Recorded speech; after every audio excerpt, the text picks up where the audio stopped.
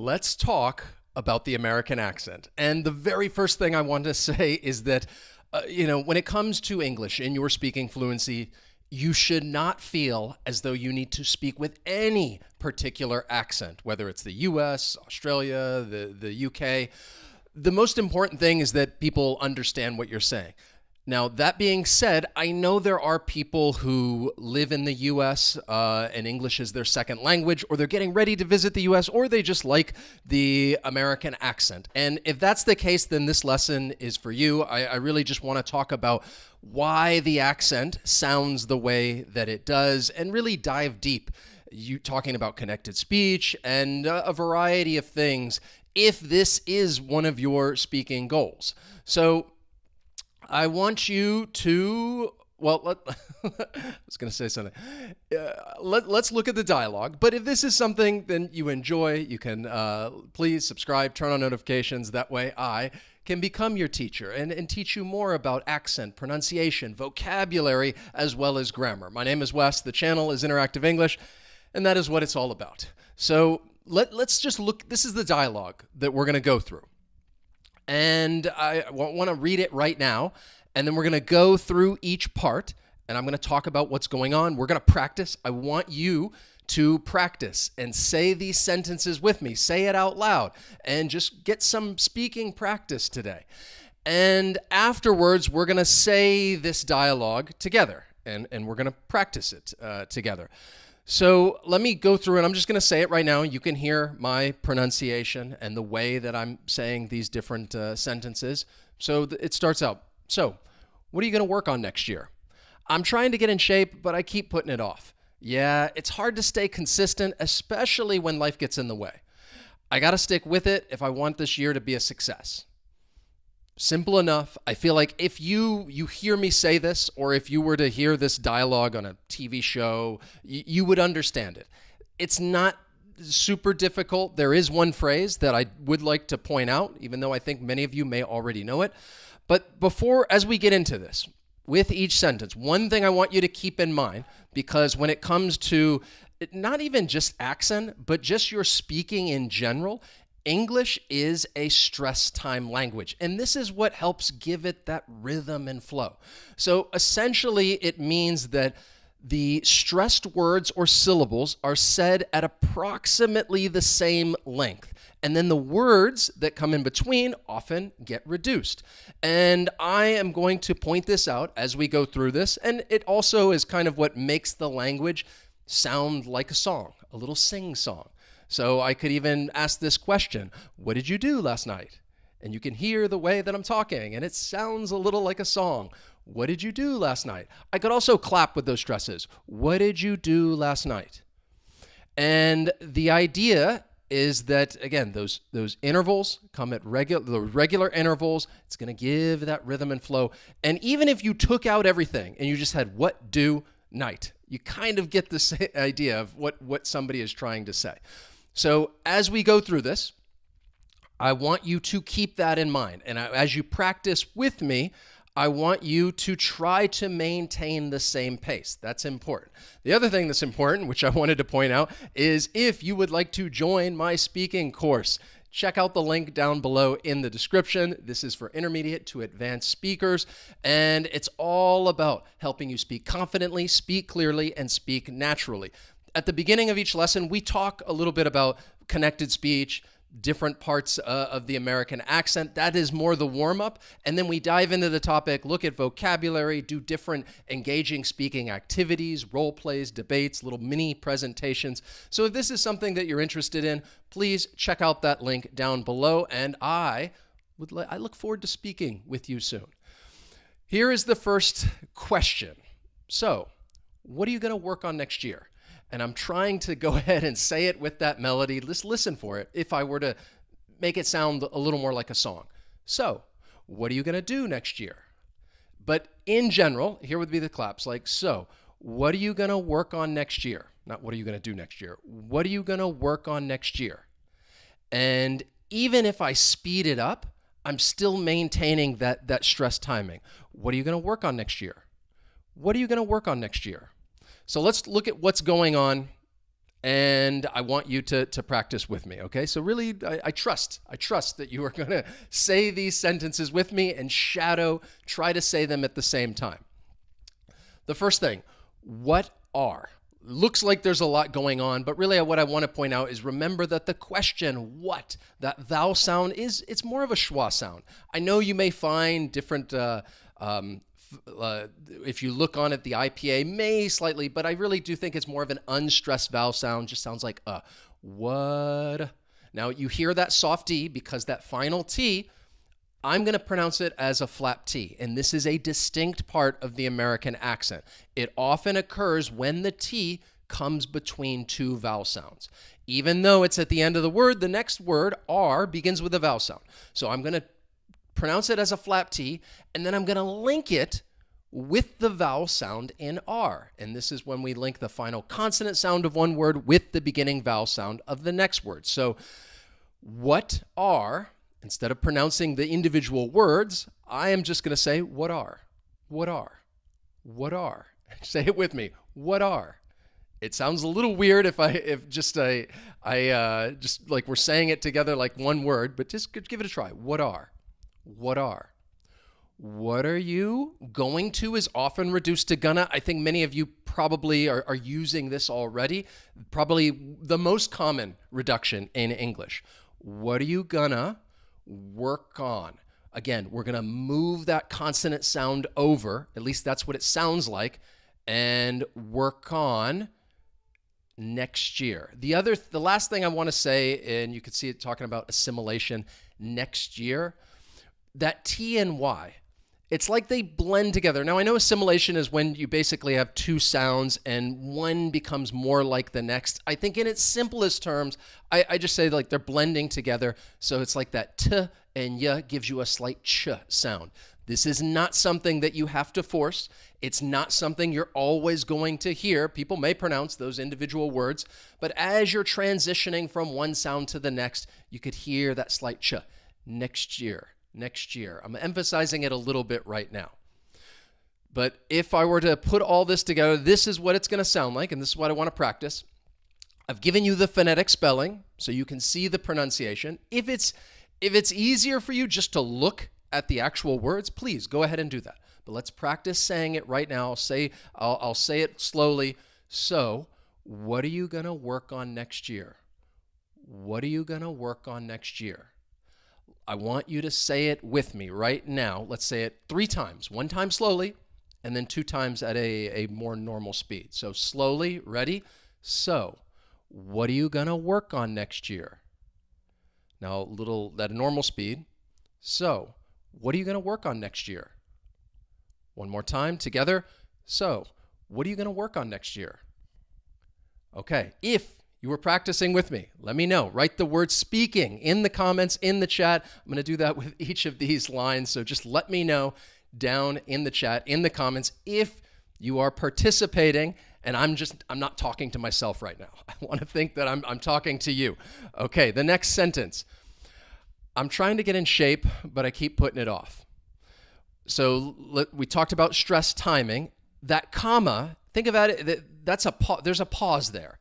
So it's like we're going to reset that pattern. I'm trying to get in shape, or I'm trying to get in shape, but I keep putting it off. I'm trying to get in shape, but I keep putting it off. I'm trying to get in shape, but I keep putting it off. So let's talk about what's going. Excellent. I'm glad. Thank you. Thank you for speaking with me. Ike, Lali, Takayo, great to see you. Manuel, Talal, welcome. So I'm trying to get in shape, but I keep putting it off.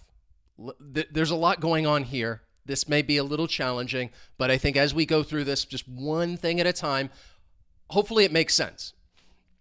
The other thing I would say when it comes to connected speech and we do these practice lessons, even if this is not one of your goals, and that's perfectly fine. I told you don't feel like you need to speak with any specific accent.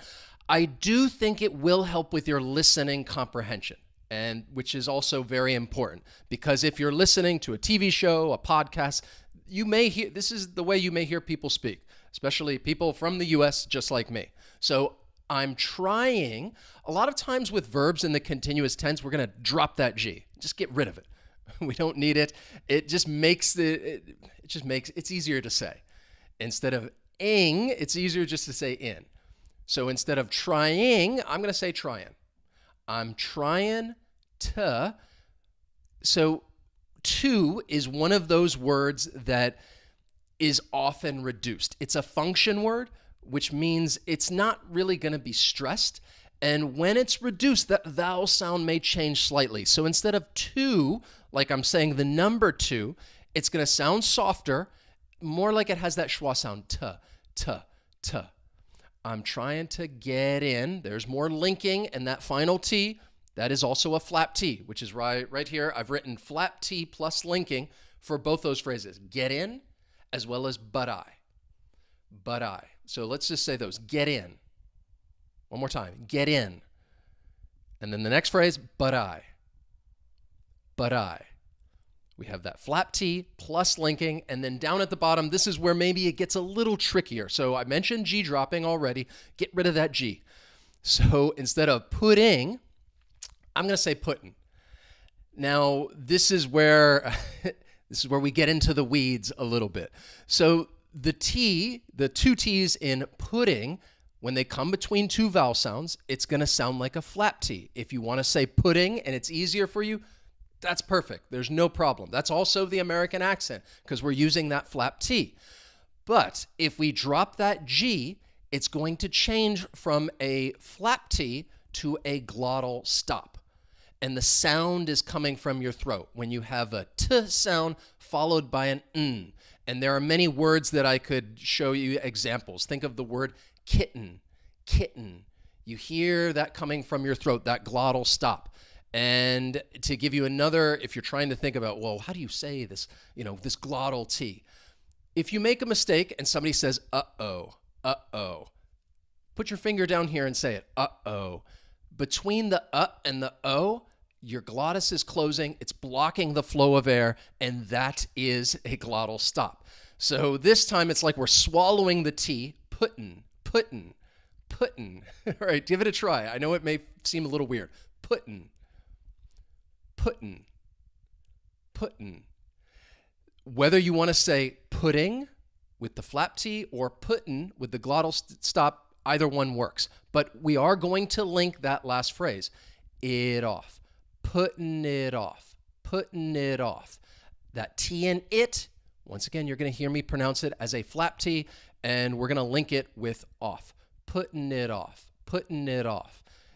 Maybe if I say it again and again, you kind of start to register, but you can say it with me. Just try that last final phrase down there. Putting it off. I could probably sit here for an hour and just keep saying putting it off. So let's practice this sentence. I know there's a lot going on in here. So you can just listen and say it with me, or if it helps to look at that phonetic spelling and you could see what I'm actually saying. I'm trying to get in shape, but I keep putting it off. So let's say it slowly 3 times. Again, shadow, say it with me, and it's like we're singing a song, and keep in mind that pacing. So let's say it slowly. I'm trying to get in shape, but I keep putting it off. Now at a more normal speed, ready? I'm trying to get in shape, but I keep putting it off. One more time. I'm trying to get in shape, but I keep putting it off. All right, I'm sure when you said it down, it sounded just like me.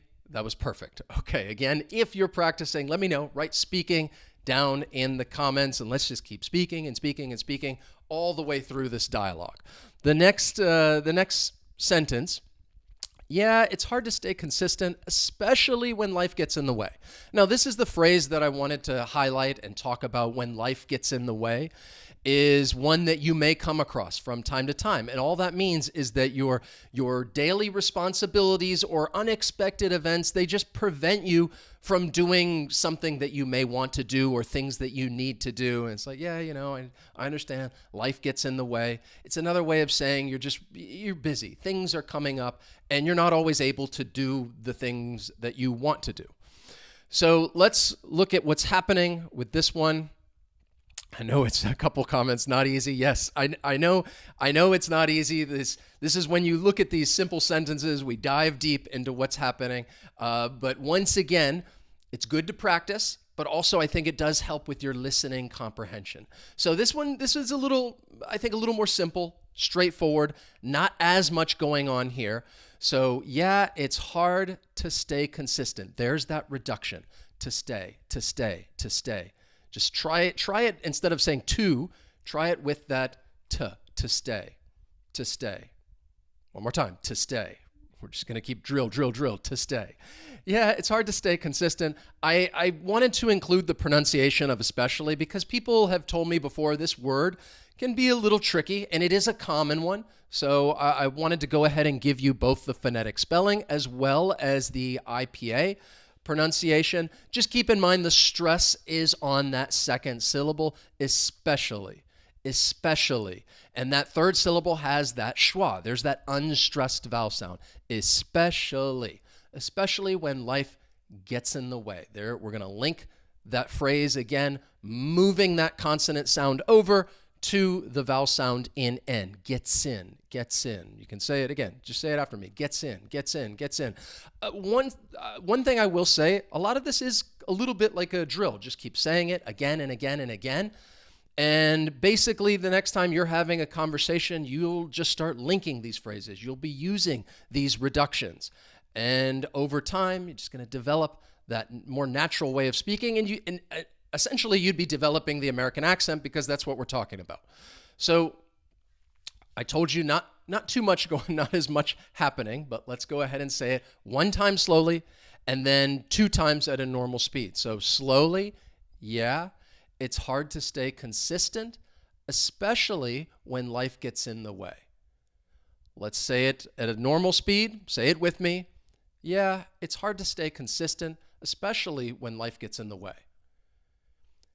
One more time. Yeah, it's hard to stay consistent, especially when life gets in the way. I apologize because I realize I didn't talk about the stress timing, but if I were to clap, hopefully you can hear that melody. The more I talk about it, you can kind of pick up on it. Yeah, it's hard to stay consistent, especially when life gets in the way. And as I say it, again, hopefully let your ears do all the work and you can pick up on that melody, on that stress timing. Then we're moving to our final sentence. I got to stick with it if I want this year to be a success. So this is what I meant. I meant to talk about the stress timing at the beginning right now. I got to stick with it if I want this year to be a success. So each of those claps, that is my stressed word or syllable. I got to stick with it if I want this year to be a success. I got to stick with it if I want this year to be a success. Whether I'm saying it slowly or fast, the stress timing doesn't change. I'm just either saying it slowly, moving it farther apart, or condensing it and saying it much faster. What is happening? What is happening with this beautiful sentence right here? So got to, we can reduce that to gotta. This is another, I think, fairly common reduction. To stick with it, we're going to link that consonant sound over with it. If I, we're going to link that phrase as well. Now, you may be thinking to yourself, and this is something we haven't really discussed, you might be thinking, well, why is that T in it not getting linked with the vowel sound in if? This is because it's a separate clause, and basically, when you hear me say it, I'm going to separate it into 2 different thought groups, and there's going to be a short pause in between there, which is why I'm not linking it over. So even if I move back here and just listen for that pause, I got to stick with it, or I got to stick with it if I want this year to be a success. Can you hear that pause between it and if? I got to stick with it if I want this pause to be, if I want this pause. Okay, I got to stick with it if I want this year to be a success. So basically, if I move the if statement to the front, then you're going to use a comma. If I have it come after the main clause, I'm not going to use a comma, but speaking, I still am going to make that pause. I got to stick with it if I want this year to be a success. So want, one thing to keep in mind with this word, that NT, A lot of times the T may elide when it follows an N sound. Think about words like internet or center or interactive. You don't hear that T sound. Want is also similar in it elides. You're really going to remove it. If I wouldn't say, what do you want me to do? I would say, what do you want me to do? What do you want me to do? What do you want me to do? Again, you don't really hear that T.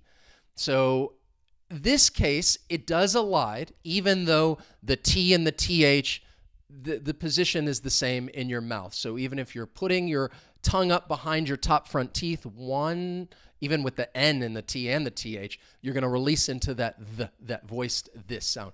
It want this year to, there's that reduction with to, be a success. The last thing that I want to talk about, I said with assimilation, you don't need to force it. It will just occur naturally. And I think intrusion is the same way. This is when you add a slight sound, generally between two vowel sounds. And it's going to be either a y or a w sound. And that is what allows us to link or connect these vowel sounds together. Be, so you hear a slight y sound between them. Be a success. Be a success. Let's practice. I know I'm giving you a lot with this last sentence. Let me say it one time, and then you can practice with me, then I'll say it slowly. I got to stick with it if I want this year to be a success. So let's say it slowly. Shadow, say it with me, and then you can tell me whether you're actually doing this. So let's say it slowly. I got to stick with it if I want this year to be a success. And when I say it slowly, I think you can hear that melody. Let's say it again. Shadow, say it with me, but at a normal speed. I got to stick with it if I want this year to be a success. One more time.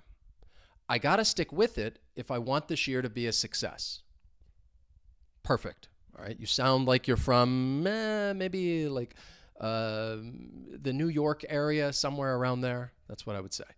Okay. Now that we've gone through each sentence and we've dived deep. If you've been practicing, once again, let me know. I want to write speaking down in the comments or hit a heart or a like button. That way I know that you're participating, which is really what all I want. And just keep practicing and practicing and practicing. Here is our dialogue. I will say all of it now, and then we're going to say it together. I'll say A, you say B, and then we'll switch. Like we're having a conversation, which is true. Well, we're about to. So let me say all of it right now, and then we're going to practice together. So what are you going to work on next year? I'm trying to get in shape, but I keep putting it off. Yeah, it's hard to stay consistent, especially when life gets in the way. I got to stick with it if I want this year to be a success. All right. Are you ready? Let's begin. I will say A, and I just want you to say B. And we're going to have this conversation right now. Are you ready? I'll begin, and you say B. Here we go. So, what are you going to work on next year? Yeah, it's hard to stay consistent, especially when life gets in the way.